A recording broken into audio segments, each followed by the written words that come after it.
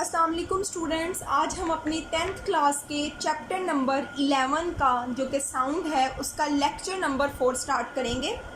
आज का जो हमारा टॉपिक है वो है characteristics of sound. Characteristics of sound, sound की खसूसियात। अच्छा, तो जो करैक्टरिस्टिक्स ऑफ साउंड हैं, साउंड की जो खसूसियात हैं, उसमें जो हम सबसे पहले स्टडी करेंगे, पहला करैक्टरिस्टिक वो है loudness. And loudness is one of the most important long question भी है। अब सबसे पहले क्वेश्चन ये अराइज होता है कि लाउडनेस जो है वो है क्या।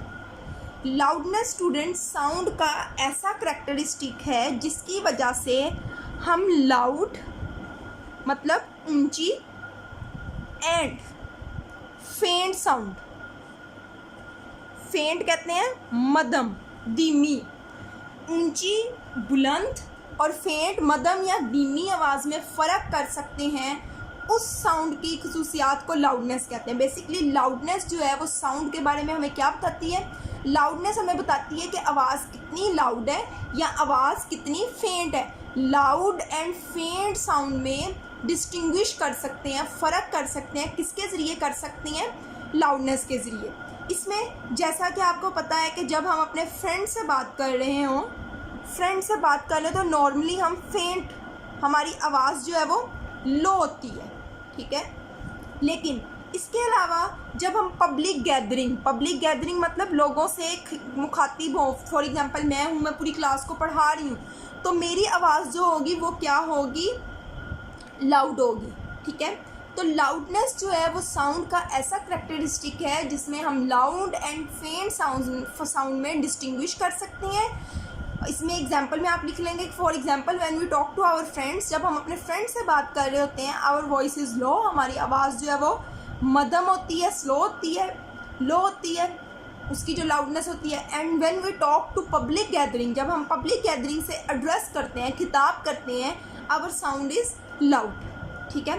तो ये आपने करना है, ये आपकी बुक में देख सकते हैं, डेफिनेशन लिखी हुई है, आगे एग्जाम्पल लिखी हुई है, ये देखें।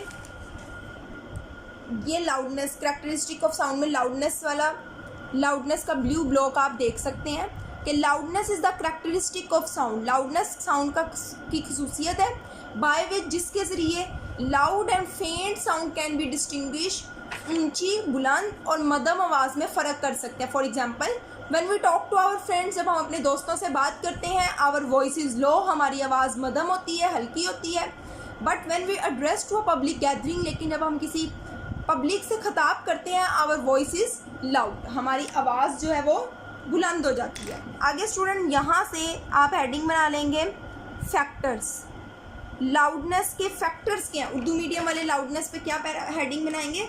अवामिल, कि लाउडनेस किन चीज़ों पे मुनहसिर है, इसके अवामिल क्या हैं। Loudness of sound depends upon a number of factor. Loudness जो है वो बहुत से अवामिल पर मुनहसिर है।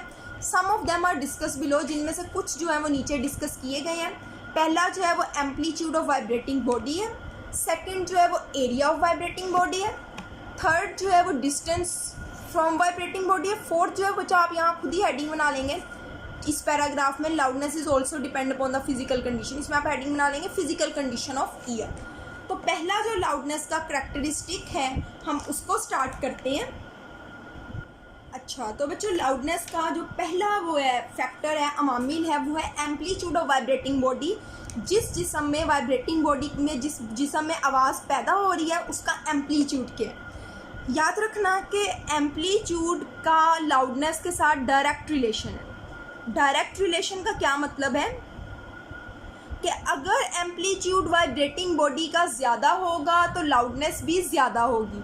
अगर वाइब्रेटिंग बॉडी का एम्पलीट्यूड कम होगा तो लाउडनेस भी कम होगी। इसमें उन्होंने एग्जांपल क्या दी हुई है? उन्होंने एग्जांपल ये दी है कि जो सितार होता है, सितार मैंने आपको पहले भी बताया था वाइब्रेटरी मोशन में कि बेसिकली गिटार की तरह ही कह सकते हैं, लेकिन उसमें ना इस तरीके से तारें होती हैं, ठीक है, जिसको इस तरीके से प्लग किया जाता है, खींचा जाता है, ठीक है। जब प्लग करते हैं तो वह ऐसे मूव करेगी, इधर आ जाएगी। जब इसको यहाँ से खींचेंगे तो ये इधर आ जाएगी। अगर और ज़्यादा खींचेंगे तो ये मे बी इधर तक आ जाए, और ज़्यादा खींचेंगे वो इधर तक आ सकती हैं, ठीक है।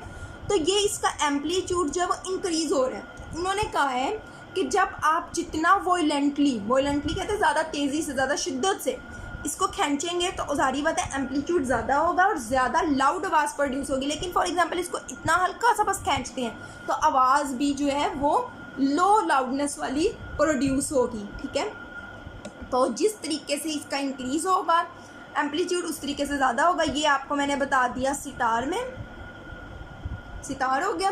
दूसरी उन्होंने ड्रम की बात की। ड्रम बच्चों आपको पता है डोल को कहते हैं, जो डोल शादियों में आपने सबने ही देखे होंगे वैसे भी। ठीक है, अगर ड्रम जो होता है, ड्रम को अगर ज़्यादा ज़ोर से बीट करें, ज़्यादा ज़ोर से बीट करेंगे तो उसका जो डायफ्राम होता है, डायफ्राम वो पर्दा होता है जिधर हम बजा रहे होते हैं, वो ज़्यादा तेज़ी से इस तरीके से वाइब्रेट करेगा तो आवाज़ भी ज़्यादा प्रोड्यूस होगी। लेकिन हल्का सा ला के बस ऐसे मार दें तो उसकी वाइब्रेशन कम होगी, एम्पलीट्यूड कम होगा तो आवाज़ भी लो प्रोड्यूस होगी। लेकिन जितनी ज़ोर से ला के मारेंगे तो आवाज़ भी ज़्यादा प्रोड्यूस होगी। तो एम्पलीट्यूड के साथ डायरेक्ट रिलेशन है, इसको आप इस तरीके से सारा लिख लेंगे और साथ इसके आप बच्चों डायग्राम भी बनाएंगे। डायग्राम एम्पलीट्यूड को जाहिर करेंगे। किस तरीके से करेंगे, आप लाउड आवाज़ और मध्यम आवाज़ का बनाएंगे। ये मैं पहले लार्ज एम्पलीट्यूड बना रही हूँ। फॉर एग्जांपल ये है, इसका लेट्स सपोज आप इतना बना रहे हैं। ठीक है, ये एम्पलीट्यूड शो करवा रहे हैं। ओके, इसके साथ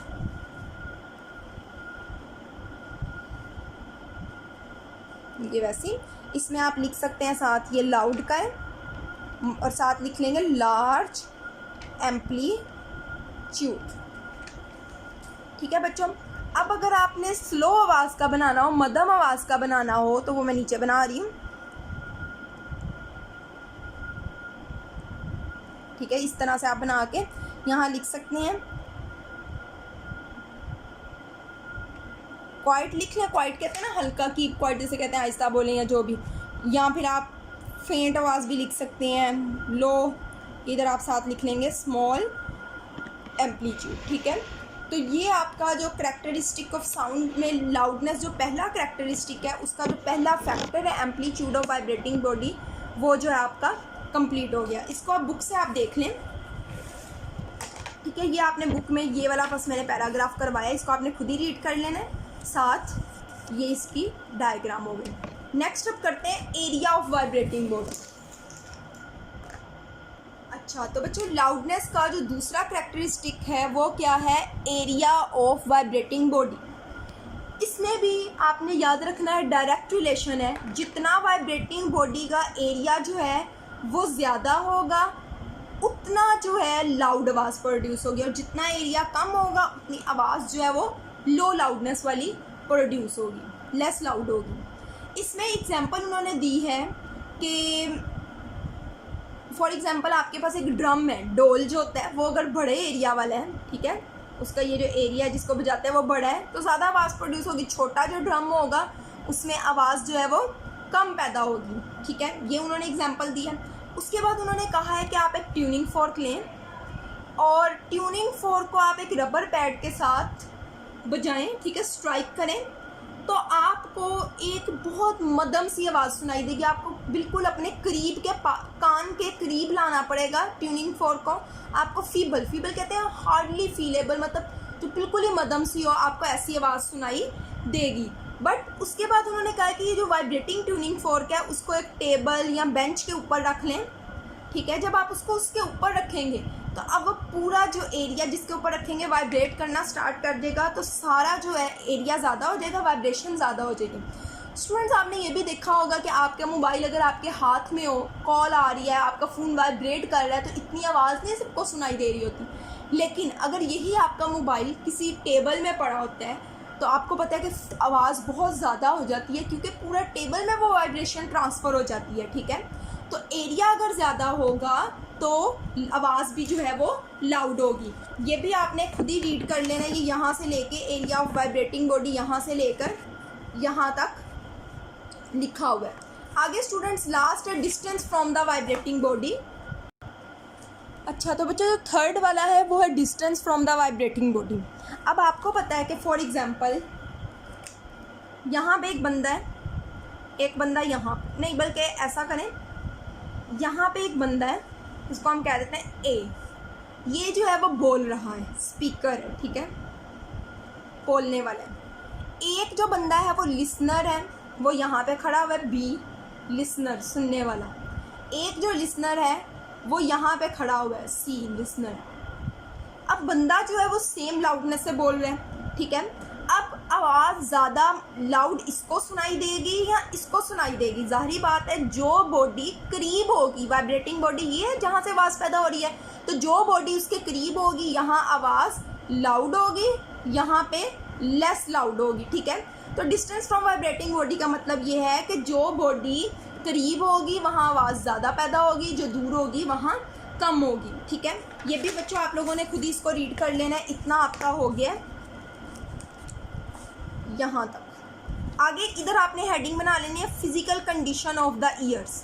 फिजिकल कंडीशन, इसमें बच्चों क्या लिखा हुआ है, उन्होंने कहा है कि बेशक सेम सब कुछ हो जाए, मतलब सेम आप एरिया पे खड़े हैं, सेम एरिया वाली बॉडी वॉइस प्रोड्यूस कर रही है, सेम जो है वो उसकी वाइब्रेशन हो रही है, फिर भी डिफरेंट लोगों को डिफरेंट तरह से आवाज़ सुनाई दे सकती है। ये किस तरह होगा? अच्छा, तो बच्चों ये लास्ट जो पॉइंट है हमारा चौथा point, physical condition of ears, कान की तबई हालत कैसी है, ठीक है। इसमें ये है कि फॉर एग्जांपल यहाँ पे ए जो है वो स्पीकर है जो बोल रहा है, ठीक है।